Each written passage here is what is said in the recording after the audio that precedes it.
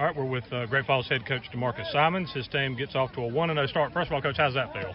Man, amazing. The way we fought tonight, so it just feels good. It definitely just feels good. My emotions are high right now, so it just feels good. I know it's a good emotion.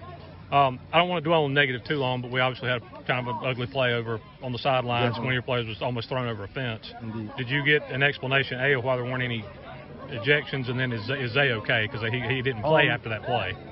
Zay is okay. It looked like he's probably just a little bruised. They didn't feel anything that was. He feels okay right now. He said he actually asked me in the fourth quarter, can I go again? I said, no, sit down, son. So I think he'll be all right. The ejections, I didn't get any explanations yet. So we will definitely be on the phone, of course. You know, we're going to review some tape. That's what the refs told me. So that's what we're going to do. We know we lost 2 players, but not because of a swing or anything. They charged to the play. So that's, you know, that's just emotions high, and that could have happened to anybody. So I'm not mad at them, but it's a lesson that we can all learn from it. In the first half, for a while, Whitmire was playing the kind of game that they like to play. Definitely. Where they like to eat the clock, they like to play keep away, they take a lot of chances. I mean, they quick kicked on third down, had 2 or 3 onside kicks or whatever. But they did control the time of possession for most of the first half. They did. But they only scored 1 touchdown. You turned them away at the goal line down here. First of all, that was a huge play. Big D. I give that to Coach Hughes and Coach Knight, getting us prepared for things like that to happen. So I give it all the credit to my coaches. And then you get the ball back, a little over 2 minutes to go, have to go the length of the field. In a 2-minute drill. I was in a 2-minute drill. You end up at their 20 with 2 seconds left. Zay drops back, can't find anybody, and he takes off running. When he stepped out of the pocket, what was your first reaction? I said, you better score. I said, you better score because the time's running. He better score. He better score. It was about 16 seconds left, and I'm thinking he better score. He better score.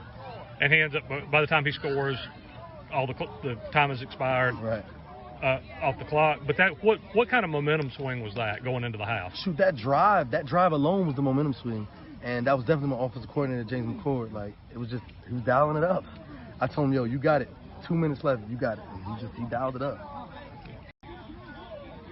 In the second half, defensively, your guys really stepped up.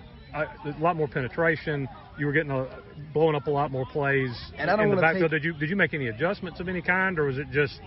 We did. We started coming off the edge now. Because we were sitting at home first half.